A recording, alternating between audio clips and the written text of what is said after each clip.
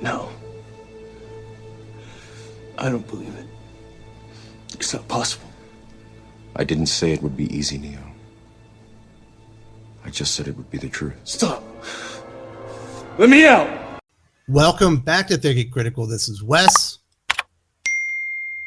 Now, here on the channel, there have been plenty of conversations, especially probably within the last 4 or 5 months, where I talked about how DC Comics and Marvel really don't appreciate or understand Superman and Captain America. And I personally think, and I believe Eric Breen joined me for one of these conversations, that the writers at DC and Marvel, specifically the ones that have gotten to write the characters the most lately, don't really like the characters. They don't like what they stand for. So we've seen a lot of deconstruction with Superman and Captain America. Now, we did get one pretty damn good era with Superman in Rebirth, but Dan Didio, the co-publisher at DC Comics, put a stop to that as soon as Jeff Johns went up to Warner Brothers to do all the DC film stuff. And once he got creative control, we ended DC Rebirth. He ended up basically kicking Peter J. Tomasi and Dan Jurgens off the character to give it to Brian Michael Bendis. And we all know how that went.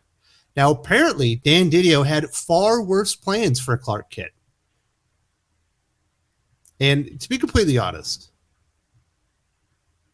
I didn't think I get that they would go this far, but I didn't think that they actually would go this far. At least this is what the plan, according to Grant Morrison. Now, I'll be honest. I like Grant Morrison. I think they are kind of hit and miss, especially with Superman. Grant Morrison has one of the great Superman stories of all time, All-Star Superman. But Grant Morrison also has New 52 Superman, and most recently, Superman the Authority, which I was not a fan of, especially, I just wasn't a fan of it. I do think Philip Kennedy Johnson, the current writer on Action Comics, has taken lemons and made some lemonade with his taking Clark Kent to Warworld, as John Kent has ascended to the mantle of Superman within the DC Comics universe. I'm going to get to that here in a minute. But apparently the original plans for Superman Clark Kent by Dan Didio were far worse. They were going to turn him into like a right-wing authoritarian character. Anybody that loves Superman, loves the DC universe, or just has any type of respect for Superman knows that that is not his character. Grant Morrison is certainly one of those people and was able to essentially put the kibosh on that. And what we ended up getting was Superman the Authority. Why you would want to take one of the crown jewels of your entire comic book publishing line and in continuity do this. They've certainly done a lot of these types of things to Superman out of continuity, most notably Injustice, written by Tom Taylor, now the writer on Sean Kent's Superman. And there's definitely been some villainizing. We've seen it of straight white, traditionally straight white male superheroes at both DC and Marvel. Now, certainly, Superman is the original, the iconic straight white superhero, and he doesn't make nearly as much money via movies and television as Batman. So I guess if you're going to take one of these characters, although if you wanted to make one of them like an authoritarian right-wing character, I guess Batman would actually make more sense. But it really wouldn't make sense for either character. They were going to do that with Superman. How much do they hate Superman? Or Dan Didio, did he hate? We know he hated legacy characters, the deconstruction, the character assassination he's done to a lot of the legacy characters during his time, and multiple reboots during his time as one of the chief executives at the publishing level for DC Comics. But this idea is particularly repugnant, that they would do this to Superman. Superman shouldn't be aligned politically with either side. Superman is above that. Superman is literally the aspirational character, the character that's above the fray, that will do right no matter what, whether it's a left-wing policy, a right-wing policy. He doesn't care about that. He's above that. And they continuously drag these characters down. They're doing it with Captain America, Ta-Nehisi Coates run. I imagine they'll continue doing that with Captain America. We saw what Christopher Cantwell was doing with him at the beginning of that Captain America run, that miniseries to celebrate 80 years of Captain America. And they're doing it with Superman as well. And they're certainly doing it with John Kent. I'm going to get to that. But let's get into the details of what Grant Morrison had to say about Superman and him having to basically create Superman the Authority to prevent former DC Comics co-publisher co-publisher and chief creative officer Dan Didio from turning the Man of Steel into a right-wing authoritarian. This comes from an interview with pop culture YouTuber Daniel Lee, and this came out on December 10th. There will be a link in the video description if you would like to listen to the interview in full. But he was discussing how Dan Didio convinced Grant Morrison to return to DC Comics. A lot of it had to do with Green Lantern. That's certainly why we got the 2 seasons of Green Lantern with Grant Morrison and Liam Sharp. And it also had to do with Superman. And this is what they had to say. The idea was that Superman was now this super right-wing authoritarian, and he formed this team, the Authority, to take over. And those were going to be part of Dan Didio's scrapped 5G plans. I think that had a little bit to do with his firing. I think most of what he had to do with his firing, as far as I've been told behind the scenes, is that there were a lot of HR complaints about the climate and the culture going on within DC Comics under his watch. And Grant Morrison, upon hearing these plans for Superman, thought they were so repugnant, so awful, they took it upon themselves to right the ship. And this is what Grant Morrison said. I said, I don't want to see Superman is not a right-wing authoritarian. That's not how you do it. And they are absolutely correct. That is not how you do it. That is not how you portray Superman. You don't bring Superman down to our level. Superman doesn't pick sides based on ideology. Superman picks sides based on absolute truth, morality, principles, what is right and what is wrong. He's above the bickering that's going on within culture today that is absolutely rampant. And in an effort to save the character from Dan Didio and DC Comics, Grant Morrison said they told DC, if you let me do a version of Superman where he's like a dad who's having to lay down the law sometimes, but at the same time, he's only doing it for the best reasons. That's the key. Superman is absolutely fueled, motivated, and is always moving forward with the best reasons in mind. And they are above the petty bickering that's going on within the world. And that all that has to do with the parents that he had. Obviously, when Clark Kent landed on Earth from Krypton as it was being destroyed, he landed with Ma and Pa Kent. And they raised him to be a hero, not a superhero, but to be a hero in his own right through the morals and principles and the way that he saw the world due to their teachings and the upbringing that he got there. It just so happens he had superpowers and he was able to even transcend just being a principled man into being an aspirational superhero, somebody that all of us can learn from, to be above the fray, to not be so petty all the time. And essentially portraying Superman Clark Kent as that type of person or that type of character is absolutely beneath him and goes against everything that Siegel and Schuster created when they made Clark Kent and essentially created the superhero genre that we know today. Grant Morrison continued, he's trying to be the dad. I said, if you let me do that version of Superman, please don't make him a right-wing tyrant guy. That's just not Superman. And then Morrison continued on with Lee and said that they got sucked into doing the book again because if they hadn't, they'd have made Superman a tyrant. And that's a very interesting word there, and I've got some words to that.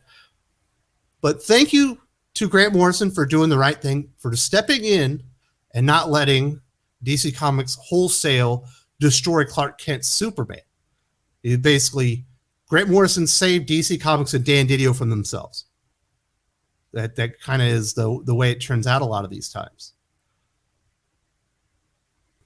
Superman even teaming up with the Authority, I said, was a bad idea. But this is orders of magnitude worse to portray Superman as that type of character. He would no longer be an aspirational hero.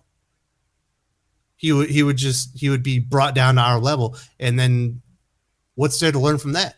I can watch the news and see that kind of stuff. And that's not what people come to to comic books for. That's not why people read a Superman comic, to get some weird version of Superman that's right-wing authoritarian character. And they just been destroying the character wholesale. Obviously, all the things that Brian Michael Bendis did to Clark Kent, his relationship with his son, his relationship with his wife, his relationship with his father, were all terrible. Unfortunately, Philip Kennedy Johnson's having to run with it. Also, is having to run with the plans that were placed by Dan Didio that Grant Morrison did write, and I believe Superman and the Authority was completed quite some time before it was actually published. But they're continuing on with that with the Philip Kennedy Johnson thing, and I think Philip Kennedy Johnson is doing the very best he can to take chicken shit and turn it into chicken salad. I have to give him kudos for that. I certainly just reviewed the latest issue of Action Comics, and I was very impressed. It was very good. Now, we do have another Superman book where they have taken John Kent and they have lowered him down to our level. Fortunately, by the grace of God almost, Grant Morrison was able to step in and save Clark Kent from DC Comics, but nobody has been able to step in and save John Kent from DC Comics and Tom Taylor. What is John Kent becoming? And I'm not talking about the sexuality change. That's a whole nother thing. If you go into those comics, since day one, I did a video on the very first issue. I did a video on the second issue, and I'm going to keep driving it home because it's going to be in almost every single issue of Superman Son of Kal-El from Tom Taylor. It's not the same character. He's completely wholesale changed who John Kent was, who John Kent is, into what he would like his version of Superman to be. And guess what? He's a left-wing tyrant.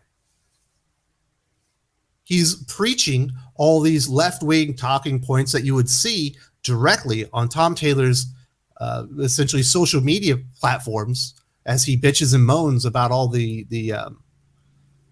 issues of the day. He's put those ideas in John Kent's mouth. He even, this was infuriating in issue number 2, he even had Clark Kent tell John, I can't intervene in the things that you find appalling, like climate change and equal wage and housing for the poor, because I don't feel like I'm from around here. I feel like, this isn't really my neighborhood, so I didn't feel like I could intervene. But you can, because you are from here. As if Superman didn't feel welcome and loved by his own family, which is just some of the worst dialogue I've ever seen someone put in Clark Kent's mouth.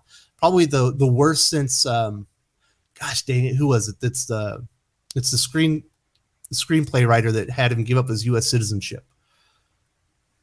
I think it's Goyer, but I might be wrong on that one. But it's the worst dialogue come out of Clark Kent's mouth, and so he could leave, and now John Kent can go and start implementing his worldview on the people in the DC universe, because his dad said, you know what, you're the man to do it. He's also had Batman did the same thing. I think he's also had Nightwing do it to a degree. We're certainly going to see a John Kent Nightwing team up where you are absolutely guaranteed to hear from the mouth of Dick Grayson, a character that's known Clark Kent a very long time, that you are a better version of Superman than your father, and you will do better things than your father ever did, because you are better than Clark Kent, because you're a better Superman. We're gonna hear that. Tom Taylor cannot help himself, and unfortunately, there wasn't a Dan Jurgens or a Peter J. Tomasi or another creator out there to get wind of what Tom Taylor and the editorial team over on the Superman team were going to do to John Kent to destroy the character, to bring him down to our level and make him a left-wing, tyrannical mouthpiece that he is today. Fortunately, Clark Kent got saved. When we heard Marie Javins, the EIC, said, well, we can't do it with the longer character. If we want to put our own political views in the mouths of these characters, they need to be newer. Because people might get upset if they're an older character. It was shocking that she said at the time, but this is further confirmation. DC Comics do not respect Clark Kent, Superman. They don't respect the mantle of Superman. They don't appreciate what they have created over those 80 years and what it means to people, what it means to their readership, what it means to the fans that love Superman. that reads Superman for a bit of hope in a pretty shitty world right now. And unfortunately, for the most part, that hope just isn't there. You've got to go to Superman Red, White, and Blue, or Red, Blue, and White, whatever it is, issue number 5, and you have to get Daniel Warren Johnson's take on the character to really get that glimmer of hope that Superman really represents. And I think Philip Kennedy Johnson's doing a great job with what he was given. But we're not getting a whole lot of hope there in that title either. They've missed out. They've lost the meaning of the flagship character, the superhero that created the entire genre, that's putting money in their pockets, that's putting food on their tables, that's paying for the entire staff and all the people that work on these books.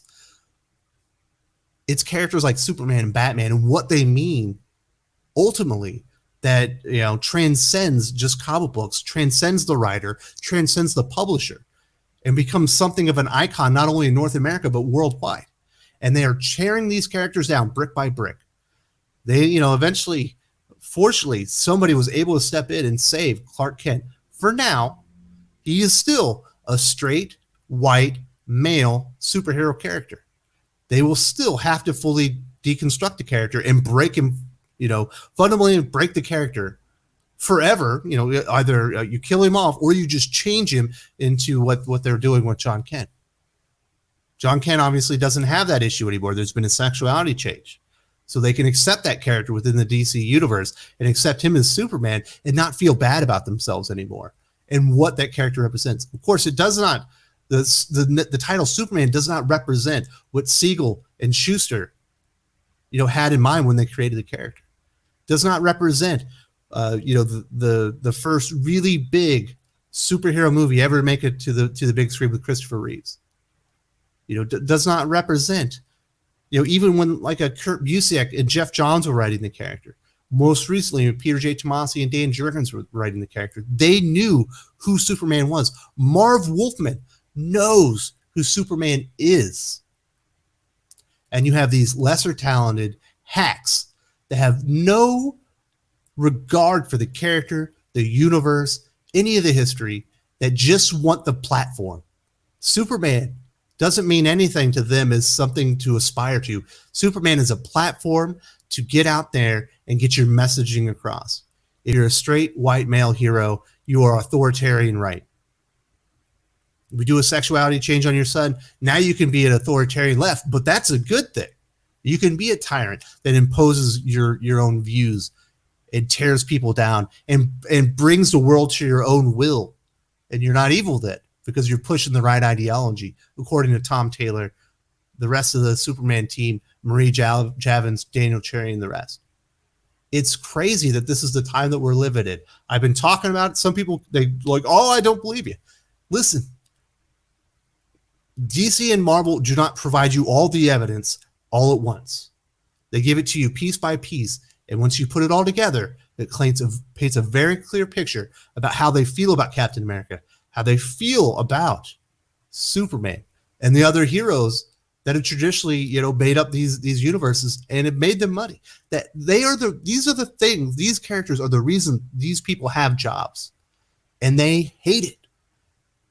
It offends them that Superman is still thought so highly of. So you got to break the character. You got to change his son. It is something that they can actually accept and feel good about writing anymore. You have to take away all of Batman's money. He can't be a billionaire anymore. We got to bring him down to our level. It's unfortunate that these writers, publishers, these executives no longer care about the characters. They only care about the platform. They only care about pushing an agenda rather than pleasing the fans, pleasing the readers, letting their customers know that they're important, letting them know that the history of the characters is important, and who created them is important. It's just not important anymore. They literally wanted to turn Superman into some type of alt-right figure because he's a straight white male hero. Thankfully, Grant Morrison was there to save Clark Kent from Dan Didio and the dipshits at DC Comics. Unfortunately, nobody is there right now to save John Kent and Tom Taylor and the other dipshits at DC Comics.